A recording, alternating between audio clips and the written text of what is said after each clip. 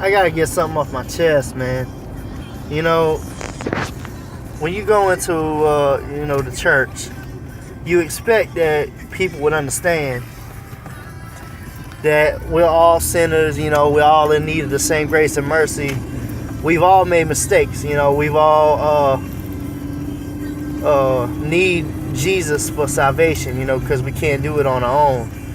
But then, when you try to be transparent, when you try to wear your mistakes on your sleeve, then people want to point fingers and judge you by what they see and what they think they know. I think, the church would be so much better off if we, kind of mind our own business a little bit, kind of work on our own flaws and our own mistakes instead of looking at everybody else. If we would work on our individual relationships with God instead of judging other people's relationships with God, maybe the church will be a little more influential in convincing people that we have the truth.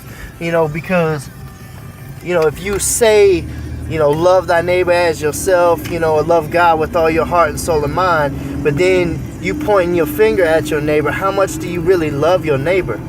How much love is there?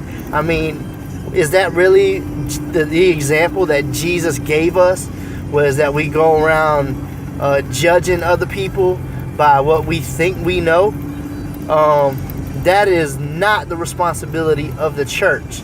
The responsibility of the church is to witness and share God's love with people. It is God's responsibility to chasten those that he loves. It is not the church's responsibility to do that at all. God is very capable of doing that on his own. He does not need our help with that. So, the church is supposed to be a hospital for sinners, not a courtroom.